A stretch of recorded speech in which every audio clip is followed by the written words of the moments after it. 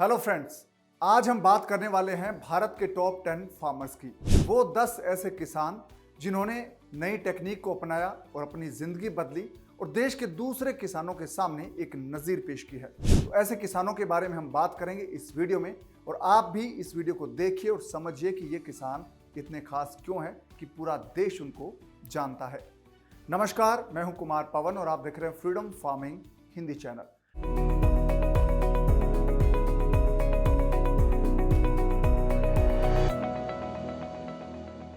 दोस्तों, हम बात कर रहे थे भारत के टॉप 10 फार्मर्स की। तो दोस्तों, सबसे पहले बात करते हैं प्रमोद गौतम की। दोस्तों, प्रमोद गौतम है वो पेशे से ऑटोमोबाइल इंजीनियर थे और 2006 में उन्होंने अपनी नौकरी को छोड़ दिया और खेती करने का फैसला किया और खेती करना शुरू किया। उनकी 26 एकड़ पुश्तैनी जमीन थी। इस पर सबसे पहले प्रमोद गौतम ने मूंगफली और हल्दी उगाई, लेकिन ये फॉर्मूला ज़्यादा कामयाब नहीं हुआ। ज़्यादा कमाई हुई नहीं जितना उन्होंने सोचा था। तो इसके बाद प्रमोद ने कुछ नया करने का सोचा। नया उन्होंने ये किया, फल उगाना शुरू कर दिया और यहीं से प्रमोद की किस्मत बदली। 2007-8 में प्रमोद ने किन्नू, संतरा, अमरूद, नींबू और तूर दाल उगाना शुरू किया। और उसके साथ उन्होंने एक और चीज़ की दोस्तों, उन्होंने फल और दाल उगाने के साथ साथ एक दाल मिल शुरू की। और अब उनकी बात करें तो आज उनका जो सालाना टर्नओवर है वो 1 करोड़ रुपए से ज़्यादा है।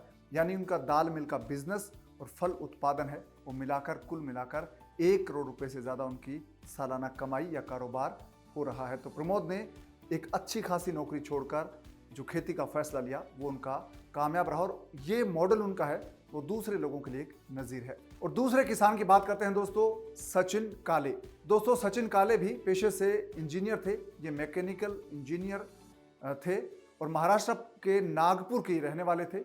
और 2013 में उन्होंने एक पावर प्लांट में नौकरी की शुरुआत की। एक अच्छी खासी वो गुरुग्राम में नौकरी कर रहे थे। बड़ी आरामदायक कंफर्टेबल उनकी जॉब थी और सालाना लगभग 24 लाख रुपए उनका पैकेज था। यानी कि हर महीने उनको 2 लाख रुपए की आय हो रही थी। लेकिन सचिन काले को ये ज़्यादा नौकरी है वो जम नहीं रही थी। तो इसके बाद उन्होंने मेडपार शिफ्ट होने का फैसला किया, जो उनका ज़मीन जहाँ पर उन्होंने ली और वहाँ पर खेती करना शुरू किया। मेडपार में शिफ्ट हुए, यहाँ पर खेती शुरू की, किसान बने। दोस्तों, सचिन के पास जो बचत थी, जो पैसा था, उसको उन्होंने एक ग्रीन एनर्जी कंपनी की शुरुआत की इस पैसे के साथ। और सचिन ने 2014 में अपनी कंपनी लॉन्च की।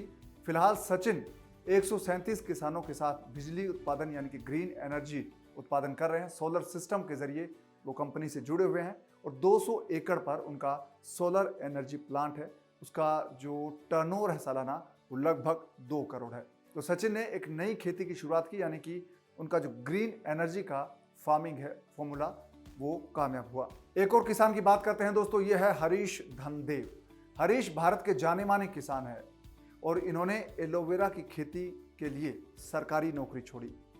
क्योंकि सरकारी नौकरी है वो छोड़ना इतना आसान नहीं होता है, बड़ी मुश्किल से मिलती है। लेकिन हरीश ने ऐसा किया और सरकारी नौकरी छोड़ दी। हरीश ने जैसलमेर में अपनी पुश्तैनी जो ज़मीन थी उस पर खेती करने का फैसला किया।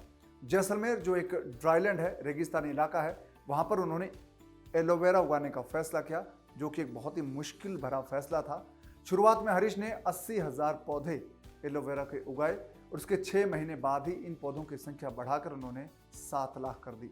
और अब आज के दिन हरीश है वो 100 हेक्टेयर ज़मीन में एलोवेरा उगा रहे हैं जानकारी के मुताबिक। और अब हरीश खुद की एक कंपनी चलाते हैं जो एलोवेरा प्रोडक्ट से जुड़ी हुई है और उनका सालाना टर्नओवर आज के दिन की बात करें तो लगभग 1.5 करोड़ से 2 करोड़ रुपए तक बताया गया है।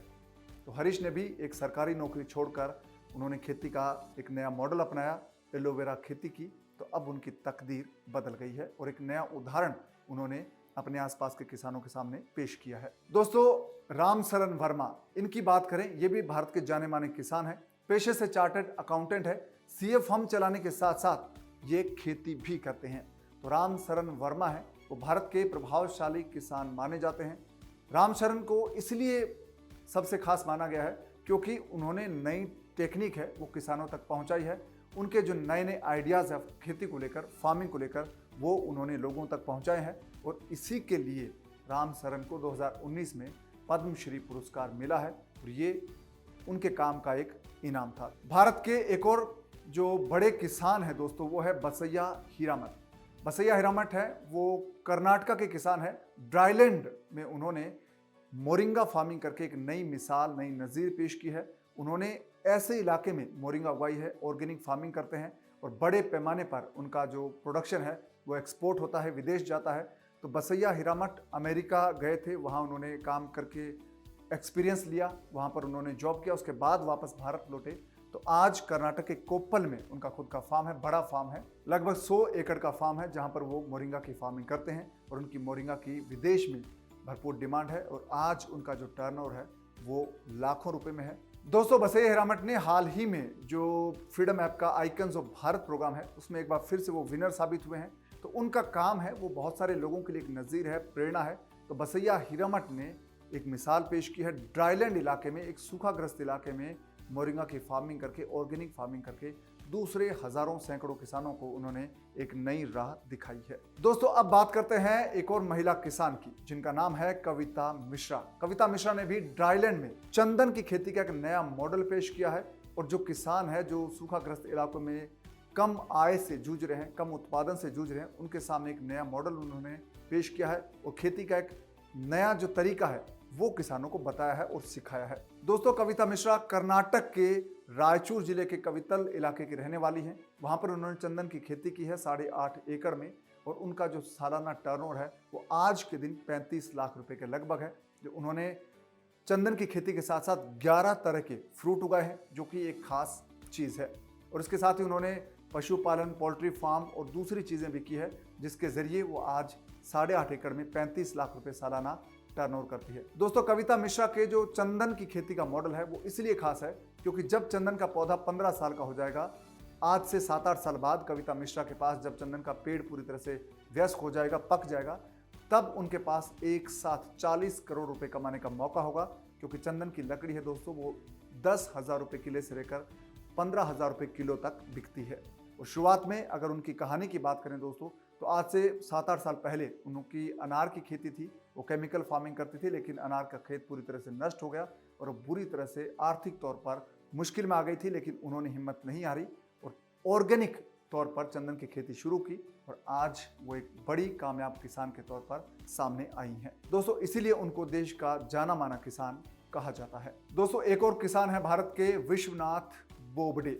महाराष्ट्र के बीड जिले के रहने वाले हैं विश्वनाथ और विश्वनाथ ने बहिरवाड़ी गांव के वो किसान हैं और उन्होंने जो सूखाग्रस्त इलाका है, ड्राईलैंड है, महाराष्ट्र का बीड जिला, वहां पर मल्टी क्रॉपिंग की शुरुआत की और ये क्रेडिट उनको जाता है कि उन्होंने प्रति एकड़ 7 लाख रुपए सालाना कमाई करके दिखाया है और ये उनका मॉडल है वो दूसरे किसानों के लिए प्रेरणा है और एक तरह से इंस्पिरेशन उन्होंने किसानों के लिए दी है। और साथ ही उन्होंने ड्रिप इरिगेशन और मल्चिंग जैसी नई टेक्निक सीखी और 2 श्रमिकों के साथ वो अपने खेत में काम करते हैं और आज लाखों रुपए उनका सालाना टर्नओवर है और उनसे प्रेरणा लेकर दूसरे किसान भी इस टेक्निक से जुड़ रहे हैं। इसीलिए विश्वनाथ बोबडे को भी एक प्रोग्रेसिव फार्मर देश का माना जाता है। दोस्तों, एक और भारत के किसान हैं ज्ञानेश्वर बोडके। ज्ञानेश्वर बोडके को अभिनव फार्मर क्लब की स्थापना के लिए देश में जाना जाता है और ये क्लब बहुत खास है क्योंकि बोडके ने जब ये देखा कि किसान घर का खर्च चलाने के लिए अपनी ज़मीन गिरवी रखकर बैंक को मॉर्गेज करके लोन लेते थे और उससे अपने घर का खर्चा चलाते थे, तो ये स्थिति ऐसी थी दोस्तों जिसने बोडके को झकझोर दिया और उसके बाद बोडके ने फैसला किया कि वो किसानों को समझाएंगे कि अपनी ज़मीन को ना बेचें। दोस्तों, इसके बाद बोडके ने किसानों को नई टेक्निक से रूबरू करवाया और लोगों को बागवानी के लिए प्रेरित किया, यानी कि वो फलों की फसल उगाएं और साथ ही सब्जियां उगाने के लिए प्रेरित किया। साथ ही जो नई टेक्निक है हॉर्टिकल्चर की और साथ ही सब्जियां उगाने के लिए जो नई टेक्निक है वो अपनाने के लिए प्रेरित किया।